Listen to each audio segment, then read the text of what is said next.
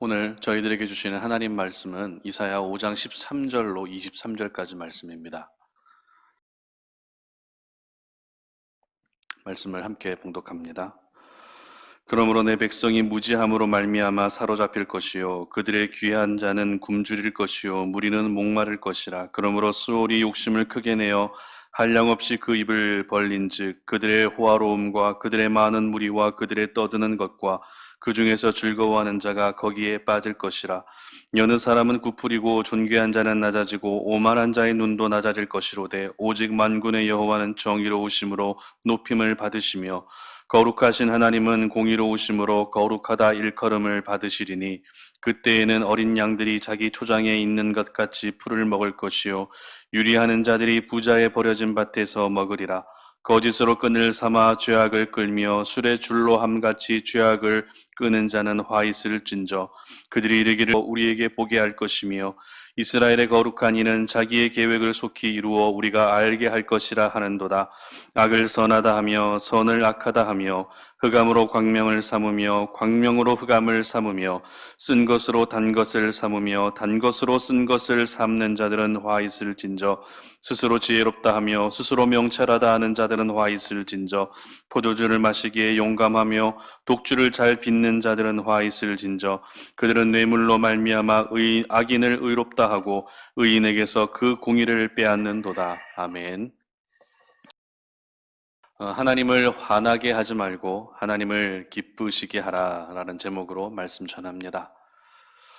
사람의 다양한 감정을 표현하는 사자성어가 있습니다. 바로 희로애락인데요. 의미는 여러분도 알고 계실 것입니다. 기쁨과 노여움과 그리고 슬픔과 즐거움이라고 하는 그런 뜻입니다. 여러분은 요즘 하루하루 지내시면서 이 네 가지 감정 중에 어떤 감정이 가장 많이 찾아오십니까? 아무래도 코로나 바이러스로 인해서 사람들은 기쁨을 많이 잃어버린 것 같습니다.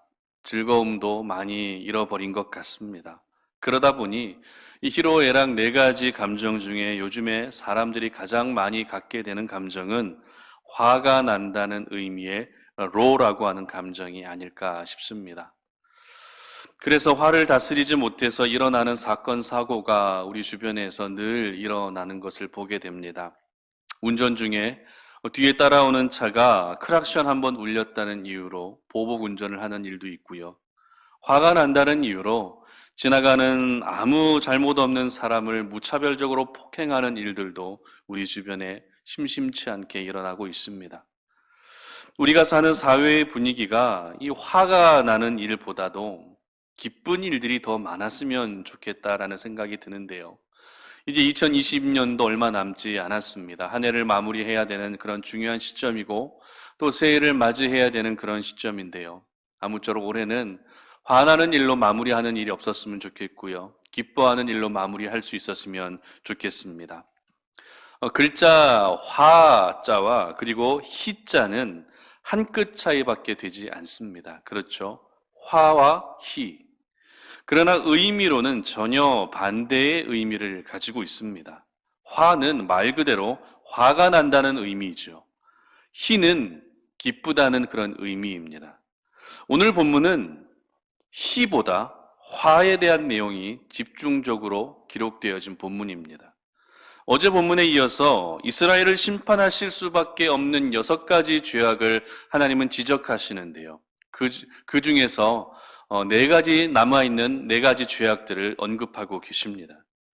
하나님께서는 이스라엘의 죄를 지적하시면서 화 있을진저라고 하는 이 표현을 반복적으로 사용하고 계시는 것을 볼 수 있습니다. 이 화 있을진저, 여러분 성경을 읽다 보면 종종 보셨던 표현일 텐데요. 화 있을진저의 원어적 의미는 1차적으로는 슬프다라고 하는 비탄의 의미를 가지고 있습니다. 그리고 2차적으로는 화가 난다라고 하는 그런 의미도 함께 포함하고 있습니다. 따라서 지금 하나님은 이스라엘의 죄악을 보시면서 슬퍼하실 뿐만 아니라 굉장히 화가 나 있었다라는 것을 저희들은 알게 되는 것이죠. 이스라엘은 분명 하나님의 기쁨의 존재였습니다. 그러나 지금은 더 이상 하나님의 기쁨의 존재가 아니라 하나님을 화나게 하는 그런 존재가 되어버렸던 것입니다. 우리가 살아가면서도 항상 나에게 기쁨을 주는 사람이 있는 반면에 나를 화가 나게 하는 사람들이 있습니다.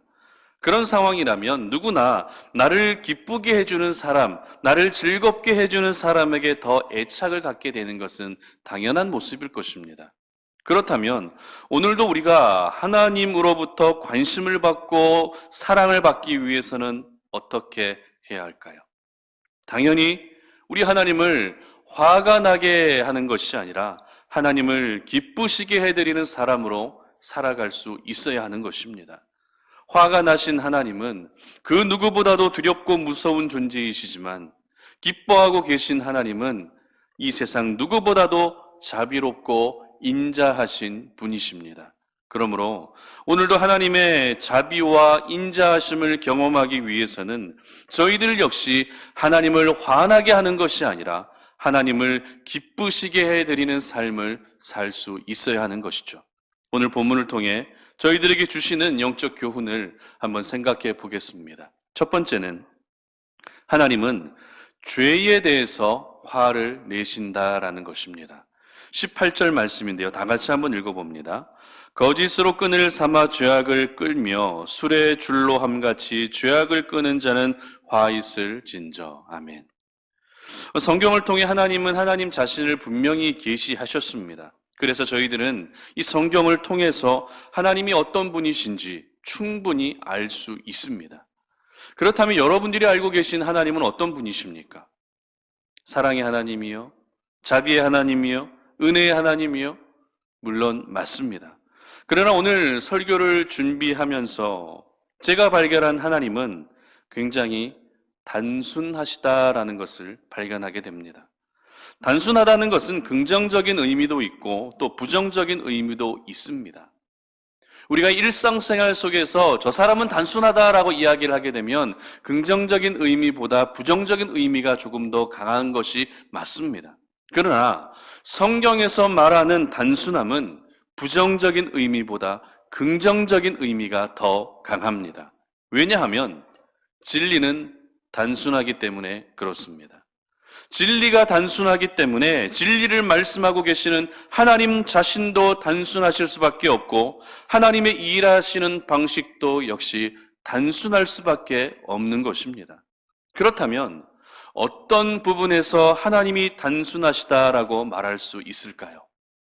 바로 죄에 대해서 하나님은 그 누구보다도 단순하신 분이십니다. 사람들은 누가 잘못하고 또 누가 죄를 짓고 그러면은 어떨 때는 눈을 감아주기도 하고요. 모른 척 해줄 때도 있지 않습니까? 그러나 우리 하나님은 죄에 대해서만큼은 절대 모른 척하지 않으신다는 것입니다. 그리고 죄에 대해서만큼은 즉각 반응하시는데 그 반응이란 바로 분노와 화인 것입니다. 하나님은 죄를 가장 미워하시며 죄를 가장 싫어하십니다. 왜냐하면 하나님과 죄는 함께 할래야 함께 할 수 없는 것이기 때문이죠. 그리고 하나님은 가장 거룩하신 분이시기 때문에 죄를 그렇게 미워하시는 것입니다.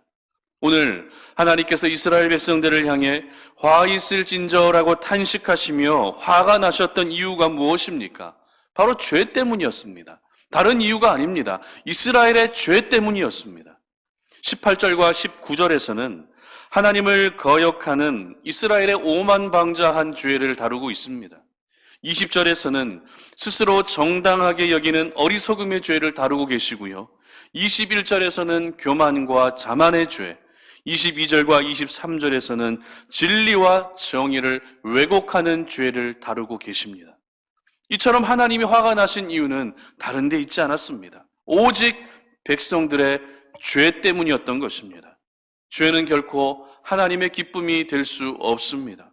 죄는 오히려 우리 하나님을 분노케 하며 화나게 할 뿐인 것입니다. 그러므로 오늘도 저희들이 각자에게 주어진 삶을 살아갈 때 가장 경계해야 할 것이 무엇입니까? 바로 죄의 삶을 사는 것을 가장 경계할 수 있어야 하는 것입니다. 아무리 믿음이 좋아도 아무리 신앙생활을 오랫동안 해왔어도 죄로 넘어지는 것은 한순간입니다. 그렇게 죄로 넘어지게 되면 찾아오는 것은 하나님의 진노이며 하나님의 화인 것입니다. 옆에 있는 가족이나 직장 동료나 아니면 친구를 즐겁게 해주면 어떻습니까? 나도 역시 같이 즐거워지지 않습니까? 우리 하나님도 마찬가지입니다. 하나님을 기쁘시게 해드리면 우리의 영혼도 함께 기뻐할 수밖에 없는 것입니다. 그러므로 오늘 하루 죄로 인해 하나님을 화나게 하지 마시고 하나님을 기쁘시게 해드릴 수 있는 우리 송탄 오륜의 모든 가족들이 되시기를 주님의 이름으로 축복합니다. 여러분 모두가 오늘 하루 죄의 삶을 끊어내시고 모든 죄를 회개하셔서 하나님께 기쁨을 안겨다 드리는 그런 하루가 되시기를 다시 한번 주님의 이름으로 축복합니다. 두 번째는 하나님을 높여 드릴 때 하나님은 기뻐하신다라는 것입니다. 죄에 대해서는 하나님이 화를 내시지만 하나님을 높여 드릴 때 하나님은 무한히 기뻐하십니다. 16절 말씀 함께 읽습니다. 오직 만군의 여호와는 정의로우심으로 높임을 받으시며 거룩하신 하나님은 공의로우심으로 거룩하다 일컬음을 받으시리니. 아멘. 벌써 12월도 3분의 1이 지났습니다. 이제 곧 연말이 다가오게 되죠. 새해가 시작이 될 것입니다. 12월 말이면 항상 방송되는 TV 프로그램이 있습니다. 그것은 바로 각 방송사마다 분야별로 한 해 동안 가장 큰 인기를 모았던 연예인 대상을 뽑는 방송 대상이 바로 그것입니다. 학창 시절에 어렸을 때 참 재미있게 봤던 기억이 있습니다. 그런데 꼭 대상을 발표할 때쯤 되면 어디 가야 되죠? 송구영신 예배 드리러 갔었던 기억이 있습니다. 그래서 예배 드리러 갔었어도 과연 대상을 누가 받았을까 궁금해하며 예배에 집중하지 못했던 그런 어린 시절의 기억이 있는데요. 그래서 다음 날 뉴스 기사로 대상을 누가 받았는지 꼭 확인을 했었습니다. 방송인들에게는 대상으로 뽑히게 되면 그것만큼 영광스러운 자리가 없을 것입니다. 한 해 동안 가장 많은 인기를 얻었고 가장 많은 사랑을 받은 사람이 받는 그 상이 대상이었기 때문에 그렇게 대상을 받고 한 해를 마무리하게 되면 얼마나 그 한 해가 보람찬 그런 한 해가 될까요? 대상 수상자는 가장 높은 자리에 오른 것이라 해도 틀리지 않을 것입니다. 높은 자리에 오르는 것 싫어하는 사람이 있을까요? 아마 아무도 없을 것 같습니다. 누구나 한 번쯤은 그 자리에 오르고 싶은 마음이 분명히 있습니다. 그러나 저희들이 언제나 잊지 말아야 할 것은 가장 높은 자리에 올라야 할 분은 내가 아니라 누구요? 바로 살아계신 하나님이신 줄로 믿으시기를 바랍니다. 그래서 그런지 대상을 수상한 연예인이 수상 소감의 자리에 나와서 하나님께 모든 영광을 올려드립니다. 하나님 감사합니다 라고 하는 이런 고백을 하는 것을 듣고 있으면 그 고백이 참 귀하게 다가옵니다.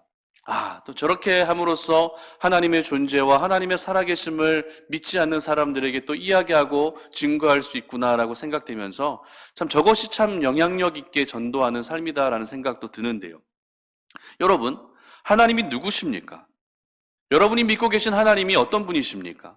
우리 하나님은 어제와 오늘이나 언제나 가장 높임을 받으시기에 합당한 분이신 줄 믿으시기를 바랍니다. 그래서 오늘 본문에서도 16절의 기록을 보면 만군의 여호와가 높임을 받으신다라고 기록하고 있습니다. 그런데 특별히 이 16절에서 주목할 부분은 오직이라고 하는 이 단어입니다. 다시 말해 높임을 받으실 대상은 여러 명이 있다는 것이 아니죠. 여러 명 중에 여러 신들 가운데 하나님이 높임을 받으시는 것이 아니라 오직 하나님만이 높임을 받으시기에 합당한 분이심을 오늘 16절 말씀에서 저희들에게 알려주고 있는 것입니다.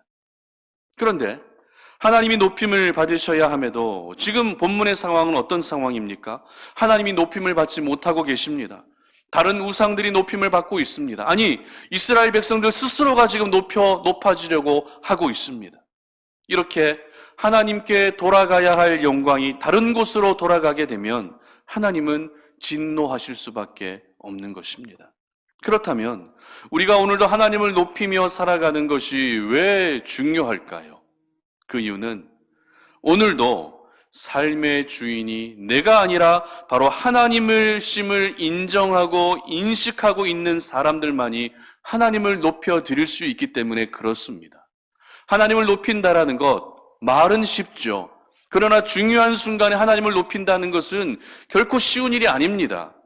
그 삶 가운데 하나님이 내 주인이 되시고 하나님이 나의 왕이 되시고 철저하게 내 삶의 중심이 하나님이 계신 사람들만이 하나님을 높일 수 있는 것입니다. 그리고 하나님을 높이며 사는 사람은 그 삶의 모습 역시 자기중심적인 삶을 살지 않습니다. 언제나 하나님 중심으로 살아가게 되는 것입니다. 내가 기뻐하고 내가 원하는 삶이 아니라 정말 하나님이 무엇을 원하시는지를 고민하며 하나님께서 기뻐하시는 그 일에 자신의 인생을 올인하게 되는 것입니다. 그래서 하나님을 높이는 것이 그렇게 중요한 것입니다.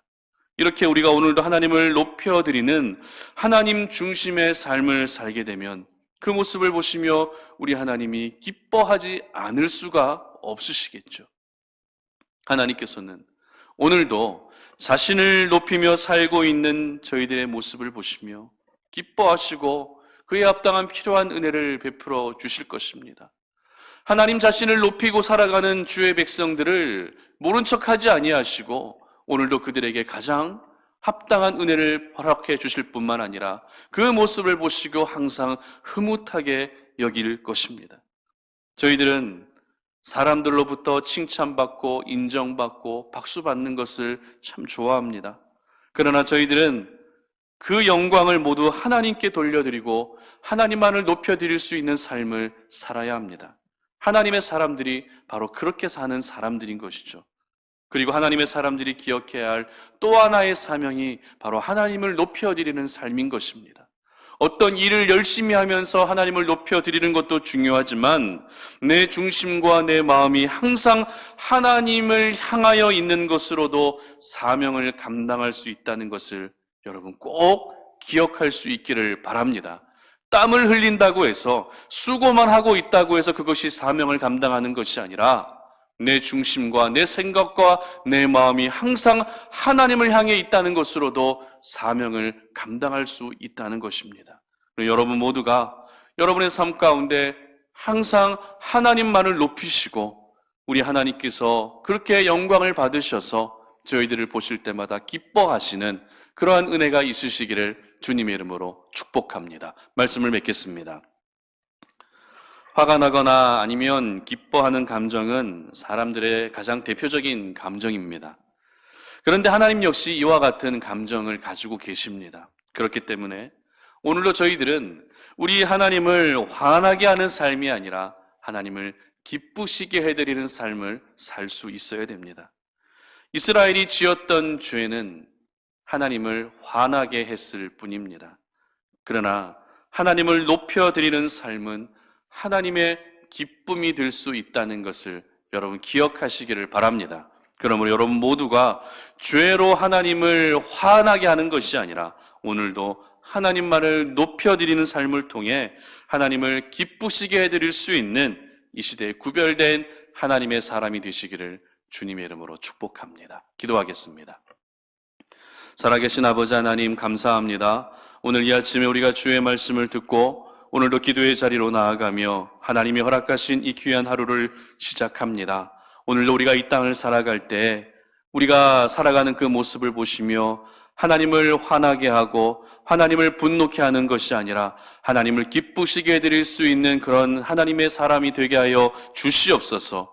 하나님 우리가 짓고 있었던 모든 죄악들을 멀리하게 하시고 오늘도 하나님만을 높여드리는 삶을 통해 우리 하나님이 무한히 기뻐하시며 그렇게 하나님의 참된 기쁨으로 살아갈 수 있는 저희 모두가 되게 하여 주시옵소서. 감사드리며 예수님의 이름으로 기도드립니다. 아멘.